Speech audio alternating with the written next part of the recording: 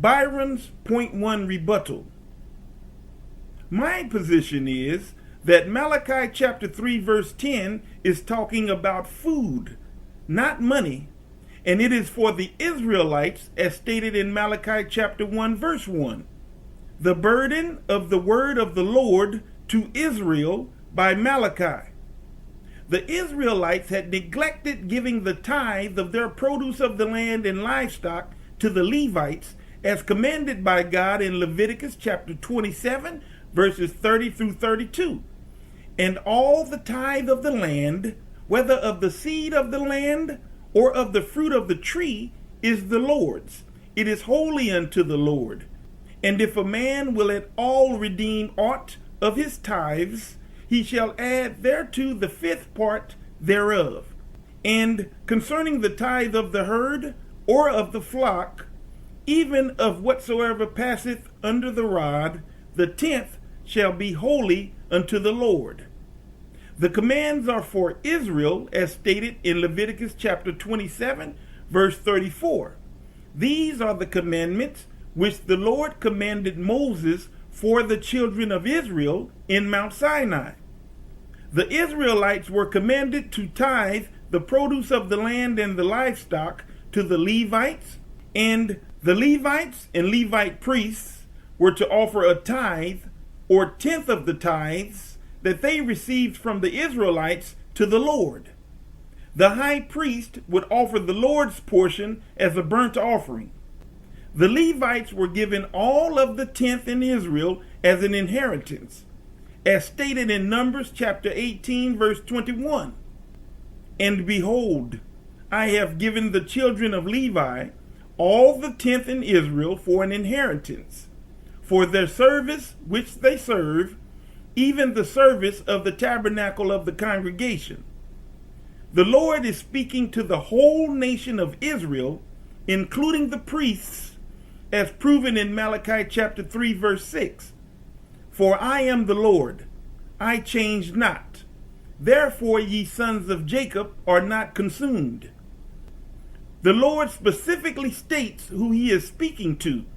The sons of Jacob are the descendants of Jacob, who are the Israelites, which includes every tribe of Israel. Jacob's name was changed to Israel by the Lord in Genesis chapter 32 verse 28. And he said, Thy name shall be called no more Jacob, but Israel. For as a prince hast thou power with God and with men, and hast prevailed. The word meat in Malachi chapter 3 verse 10 is the word tereth in the Hebrew, which is defined as food. God tells all of the Israelites through the mouth of the prophet Malachi to bring all of the tithes of their produce of the land and livestock into the storehouse, so that there may be food in the Lord's house, which is exactly what the Israelites were supposed to do. And the food that the Israelites supplied through their tithes fed the Levites, the strangers, the fatherless, and the widows, as stated in Deuteronomy chapter 14 verses 28 and 29. At the end of 3 years thou shalt bring forth all the tithe of thine increase the same year, and shalt lay it up within thy gates. And the Levite, because he hath no part nor inheritance with thee, and the stranger, and the fatherless, and the widow, which are within thy gates, shall come and shall eat and be satisfied, that the Lord thy God may bless thee in all the work of thine hand which thou doest. Malachi chapter 3, verses 11 through 12, continues to explain what the Lord will do for Israel if they tithe the produce of the land and livestock. And I will rebuke the devourer for your sakes, and he shall not destroy the fruits of your ground, neither shall your vine cast her fruit before the time in the field, saith the Lord of hosts.